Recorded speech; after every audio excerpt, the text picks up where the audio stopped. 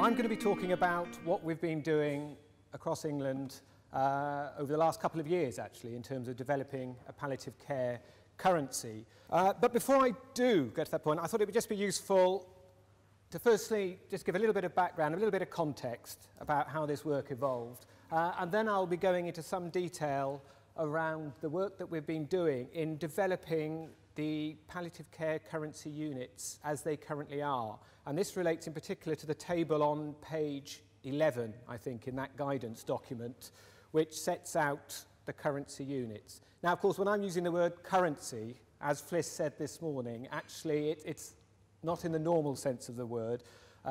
It's in the sense of really something akin to a case mix classification that is also related to resource use. So I'll just go a little bit through our analytical approach, our data collection, how we then analyse the data and define the currencies, and then have a quick look at the currencies themselves. So just by way of background, this work all really sort of kicked off in the summer of 2010 when the Independent Palliative Care Funding Review was tasked with coming up with recommendations for a new palliative care funding system. And that review produced its final report in July 2011, which set out a series of recommendations around creating a fair and transparent funding system. And one of those key recommendations was saying, actually, we don't have the data. We don't know what's going on in terms of activity. We've got no way of measuring complexity of need. We've got no way of measuring outcomes. We need to get that data. And so it had a recommendation to set up a group of pilot sites to collect it. Now, I've just got the definition there of currency, just so we are clear in what we're talking about when we talk about a currency, because I'm not from a finance background, but this is very much currency in the sense that NHS finance people talk about money and case mix classification. So after the recommendation, we set up the palliative care funding pilots, 7 adult sites, 4 children's sites, spread right across the length and breadth of England. And it started data collection in autumn 2012 and completed collection around about May this year.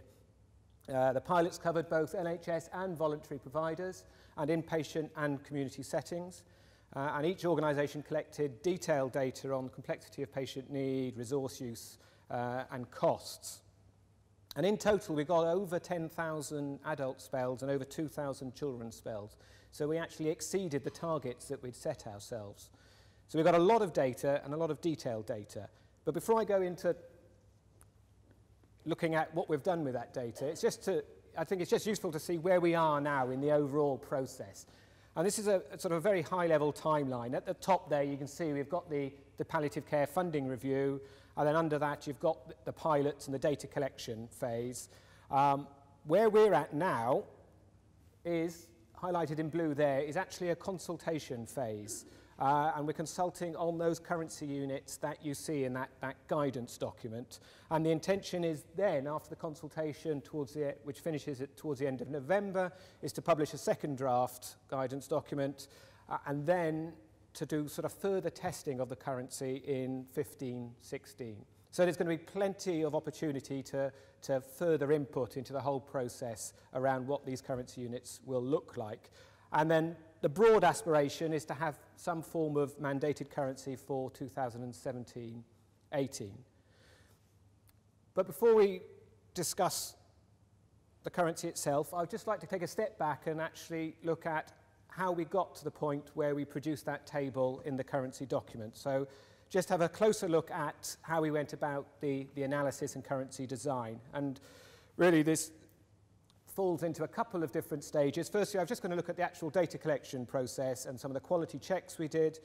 Then I'll be looking at our testing of the data. Was the data that coming in actually sort of meaningful? Did it make sense? Before going on to look at how we then went about defining the currency units.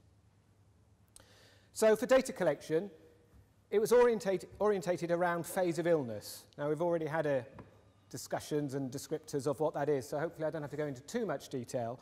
But it is essentially a sort of a clinical assessment of a patient's condition using a case mix classification, which is obviously, as we know, developed in Australia, and it describes the 4 distinct phases of stable, unstable, deteriorating, and dying. And the pilot sites collected detailed data for each phase of illness. Now, there could be several phases of illnesses within a spell of care, as we call it, not an episode, we call it a spell, and the spell being a period of contact between a patient and a provider in one setting. So if an inpatient within a hospice then moves to a community setting, that would end one spell and trigger a new spell, but there could have been several phases within each of those spells.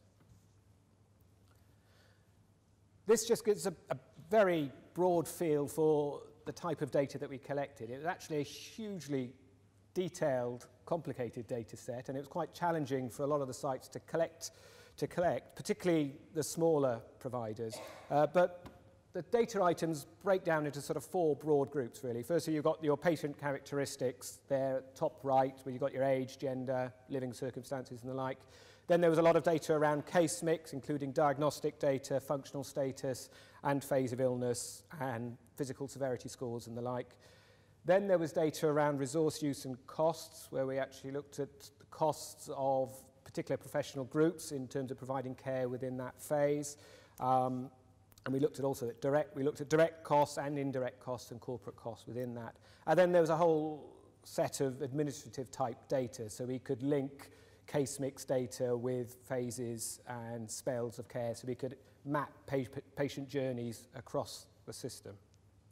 So that just gives you a feel for the data collected.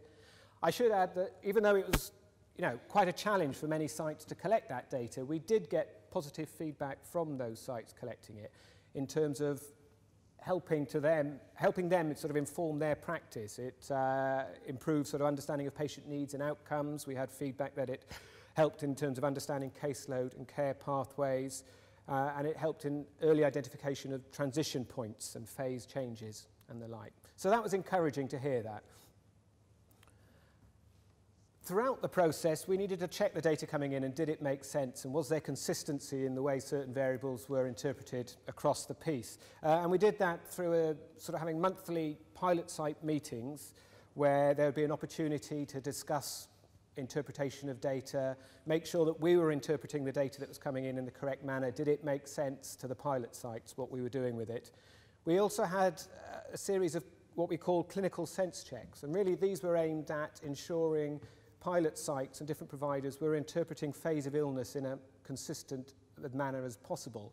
And we did that by using a case study approach. So you would have a series of case studies, and then a group of clinicians and other professionals would look at those case notes and decide what phase of illness they felt that patient should be in. So we did a series of those, one for adults and one for children, just to ensure we had that consistency. We also did feedback reports to individual pilot sites, and we did site visits. And also, after the data collection period, we established a technical working group, which had sort of fairly wide representation from different palliative care organisations and charities, and also academic feedback, including input, I should say, including FLIS and the like. And they helped oversee and inform the process of currency design. So we had all of this data, and we had a lot of it, and it was very detailed, but did it make sense? In particular, did analysis of the case mix data make clinical meaningful results? Did phase of illness, was it interpreted correctly? Did it discriminate between different types of, or different levels of complexity of need? And was there evidence of differing interpretation of some variables? Now, this is actually quite difficult to test statistically. There's no one neat little statistical measure that you can do to come up with sort of definitive answers on this. So the approach we took really was to look at the distribution of variables or groups of variables, and to then test with those with a knowledge of palliative care epidemiology, does this make sense? Does this feel right? So what I mean by, say, looking at distributions, one way was to look at the distribution of phase of illness across different types of providers. And in this case, we've got phase of illness by provider category for adults. And across the bottom there, you'll see the different groupings that we've got for categories. We've got the acute inpatient setting there on the left. Then you've got NHS hospice inpatient and non-NHS hospice inpatient. Now, I've split the two in this graph because actually it shows a slightly different distribution, as you can see, although you'll notice in the currency units themselves, we've actually amalgamated those hospice groupings into one. And then further on, you've got non-NHS hospice, then you've got community on the far right. But what you'll notice is that in the acute inpatient setting and the NHS hospice inpatient, unstable phase was the predominant phase of illness, whereas you've got a very different distribution across the other settings. And what was interesting in that difference between NHS hospice and non-NHS hospice is we think that was different models of care and different shared care arrangements that were going. So it was quite encouraging to know that actually the data were coming in terms of phase of illness was able to distinguish between those different models of care. And throughout the process during pilot site meetings, I would throw up these types of graph, and they could sometimes be for individual providers. And even though it was in theory anonymized, those seeing the graphs could recognize their own provider by the distribution of phases of illness. So that was quite encouraging. A similar sort of graph, this is for children, and this is broken into the three categories of acute inpatient, hospice inpatient, and community. And again, you've got this difference between the acute inpatient setting and the other categories, with unstable phase predominant in the acute inpatient setting, as would be expected, whereas in other settings it was stable phases. And obviously with children we're actually talking about much longer phase duration for stable phases, so worth bearing that in mind. Now, another key question we had to answer was phase of illness being interpreted consistently across providers and pilot sites? And there are various ways of doing this. This is just a graph that was looking at, did the distribution of functional status map equally across the different phases when looked at by different provider types? So I apologise for bombarding you with lots of graphs. You don't need to take in all of the detail on those graphs. Really, you just need to look at the pretty patterns and think, actually, they're broadly similar across the piece. So if you take the first graph on the top left there, that's stable phases, and I should say this is just for adult inpatients, and that's broken down. Each of those lines represents a different provider category. You've got the red line being the NHS acute inpatient wards, green line is NHS hospice, and the purplish line is non-NHS hospice. So different types of providers, but what you'll see is actually the distribution of functional status is very similar across all three of those. Likewise with unstable phase, you've got the actual distribution or shape of the curve is different because you're dealing with unstable, but is a fairly similar pattern across all of those provider types. Again, with deteriorating phase, as you would expect, the distribution moves further to the left, so more patients with lower functional status within the deteriorating phase. But again, consistency across the three lines, and then finally also for dying phase. So there was consistency across all the different provider types, and the actual shapes of the distribution seemed to make sense in terms of phase of illness. That's the same set of graphs, this time looking within a community setting, and in this instance we've broken down community into NHS community and non-NHS community, recognising that there's lots of different models of cares and lots of different types of service within that category. But broadly speaking, we're seeing very similar distributions. Now, another question we wanted to answer was, does phase of illness differentiate between different levels of palliative care need? So this is a similar set of graphs, but in this occasion, each graph represents a provider category, and each of the lines represents a phase of illness. So in the, sorry, I thought I had one of my little blue lines coming in. If you look at the top left graph there, you've got NHS acute inpatients. And what we want to see is actually a good differentiation, a good spread between those lines if we're talking about differentiating between complexity of need. And in this instance, we're talking about complexity in terms of functional status. And that seems to be the picture. The red line being stable, so you've got more patients with higher functional status relative to, let's say, the dying phase, which, as you can see, rises very quickly because you've got lots of patients with low functional status. And you see a similar sort of spread when we look at NHS community, non-NHS hospice, and non-NHS community. So it seemed, phase of illness seemed to be a good way of differentiating between differing levels of palliative care need. And that, this is a similar set of graphs, but this is for children. They're just grouped into the two categories because we're dealing with a slightly smaller number. numbers, and it's possibly less clear-cut. So it was interesting to hear Kathy earlier talking about how there may be an amalgamation of some of the phases between unstable and deteriorating. But what was clear, I think, in both of those is that stable phase was very distinct from the other phases. So again, it gave us confidence in the data. It seemed to be making clinical sense. Another way of looking at it was looking at means and interquartile ranges. And this graph is showing the mean functional status by phase of illness for adults. And those sort of first 4 dots relate to adult inpatients, each dot being a phase of illness going across from stable to unstable, deteriorating, dying.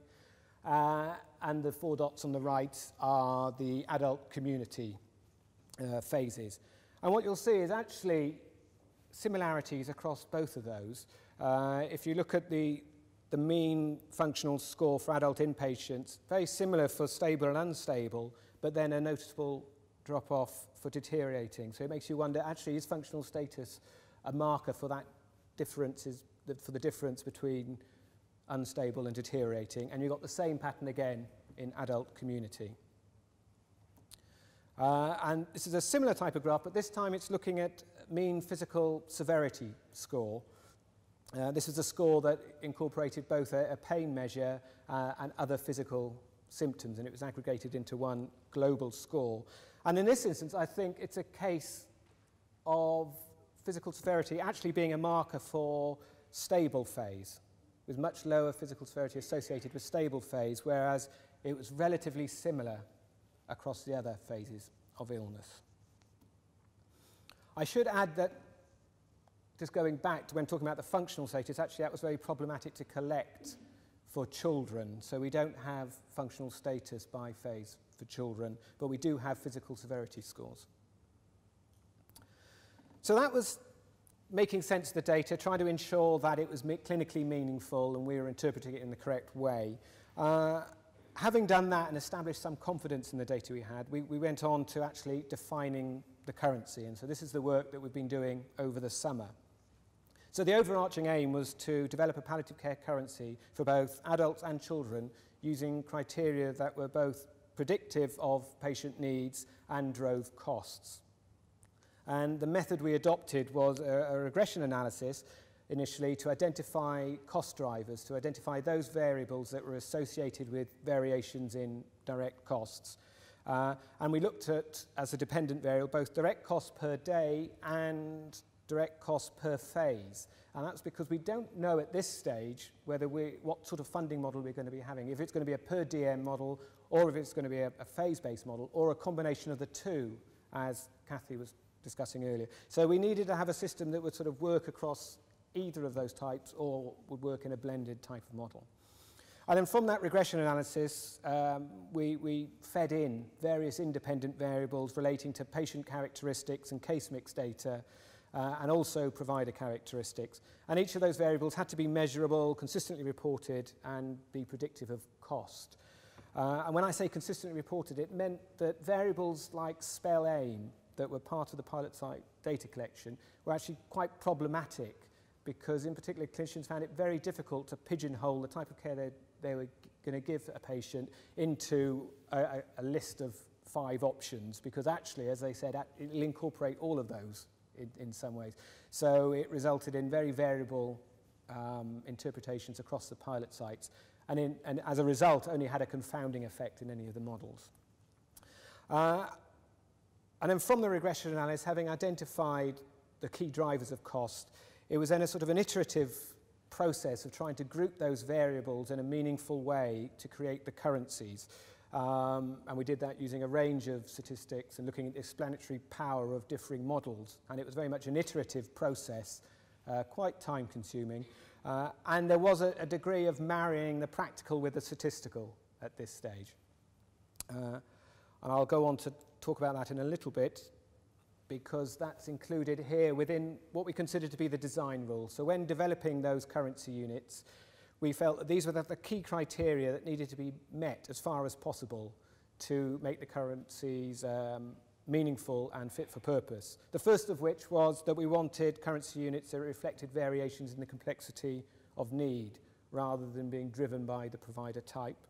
We wanted each of those currencies to minimise the variation within that currency unit in terms of direct cost, but to maximise the difference between currency units. So we wanted the currency unit to be discriminatory in terms of cost, but internally consistent. As I mentioned earlier, we wanted the variables to be included to be measurable, clearly defined, and clinically meaningful, so it would make it practical to collect that data on the ground. And we wanted the variables included to be as consistent as possible to facilitate the development of a single minimum data set for palliative care.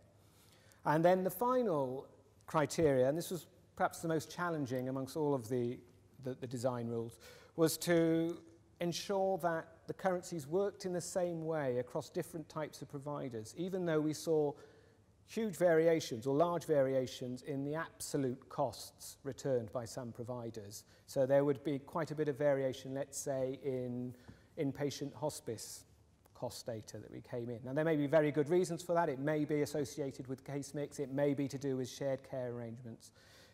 A whole raft of reasons.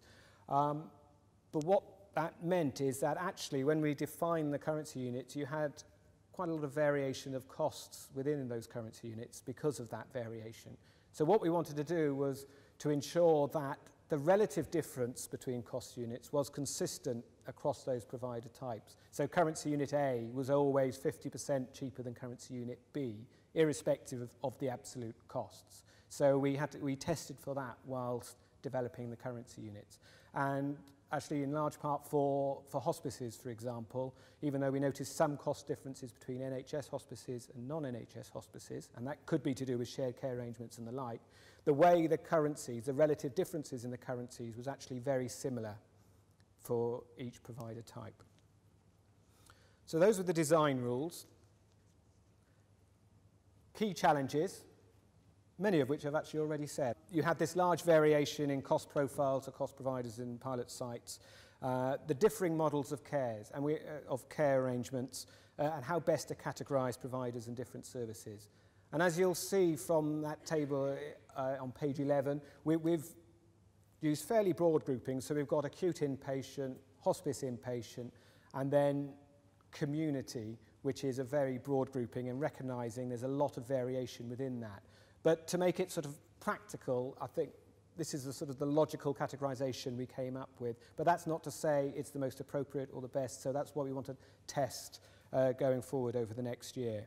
And as I've already mentioned, we weren't sure, we don't know at this stage what is going to be the most appropriate funding model, whether it's going to be a cost per DM, cost per phase, or a combination of the two. So we needed to develop currency units that worked across both of those. So what were the results? Well,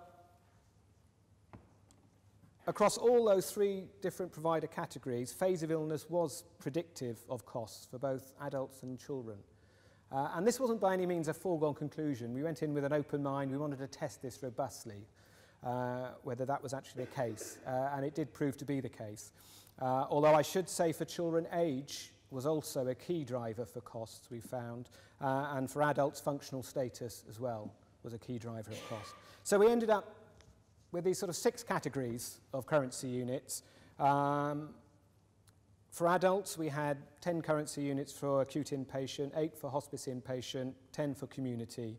And on the right there, you can see the variables included within those currency units, with acute inpatient distinct from hospice inpatient and community because it has phase of illness, number of diagnoses. So we noticed the difference between patients that just had a single diagnosis and patients that had sort of comorbidities. So there's something there around measuring sort of complexity of care. And also age below 75 and 75 and over was seen to be a driver of costs for some of the currency units in the adult inpatient setting. For children, we've got phase of illness and age as cost drivers across each of the provider categories, but also in community we've got physical severity was a driver for some of the currency units. And I should say actually physical severity had some impact on costs across the other inpatient provider categories. It wasn't that strong an effect, but it may be worthwhile collecting that data going forward because with larger data sets we may be able to establish something a little bit more concrete around the impact of physical severity. And I should also say that diagnosis was a driver of costs for children, but it was quite complicated in terms of the way it interrelated with cost, because it was very dependent on how you grouped your diagnoses, and the way it operated differed across different phases of illness and different care settings. But I think it would be good to collect that data going forward, because when we've got larger data sets, I think it's worth exploring how we can unpick the role of diagnosis further. So that's a high-level summary of what the currency units look like. I'm just going to go now very briefly through each of those categories. That's what it looks like for acute inpatients. So you've got your phase of illness, number of diagnoses, so you've got those with just one or two or more diagnoses, and you can see the role of age group there having an impact on 4 of the currency units. And on the right, you can see the indicative cost weights, because that's how we derived ultimately these currency units, was by looking at direct costs. And these are cost weights in this instance on a per phase basis. And as you can see, fairly wide variation. So for example, for stable phase with a single diagnosis, the cost weight, which I should say is against the average for that provider category. So for the average cost of a phase for an acute inpatient, stable, AW1, stable with one diagnosis, the cost was roughly 60% cheaper than the category average, whereas for a stable patient with comorbidities and under 75, it was around 60% more expensive. So that just gives you a feel for the variation across each of the currency units. Again, we've got a similar type of graph here for hospice inpatients, again showing those cost variations on the right, and the drivers here for direct costs was phase and functional status. Functional status was collected using a modified 𝐃𝐎𝐍𝐀𝐘 scale, and we've broken it into 3 categories of low, medium and high function. And again, that was on a per phase basis, whereas for a community setting, we found the strongest models, or the best predictors of cost, was actually on a per diem basis. And I think that was partly because complexity of care worked in the opposite direction to phase duration. So it was a case of those with high intensity input on a daily basis tend to have shorter durations, while those on longer stable phases tended to have less input per diem. So it made the strongest models were on a per diem basis, but as I mentioned earlier, we are at a consultation phase. This may change with further testing. But there again, you can see how the costs vary across each of those currency units. This was a picture for children in an acute inpatient setting. As I mentioned, age was possibly the main driver of costs, actually, we found. And we've had one engagement event so far where we've sort of tested these currencies with a wide audience. And the feedback yesterday was quite encouraging in that the paediatricians and those involved in children's palliative care seem to feel it made sense not to have phase of illness for the younger age groups, as actually that was quite tricky to do and less relevant, but it did seem to make sense for the older age groups. And again, you can see the cost weights there on a phase cost basis. That's the graph for children hospice inpatients. Again, phase of illness was only seen to be relevant for ages 5 and above, and you see the cost variations again. And again, in the community setting, this is cost variations based on a per diem basis. And it was within the child community setting that physical severity was seen to be as a major or had a significant impact on costs, so it's included at this stage. But as I was saying earlier, I think it would be beneficial going forward to collect both physical severity and diagnosis as well across all the different children settings. So that was all I was going to say on the currency for now. I guess it's, yeah, open to you for any questions. Thank you.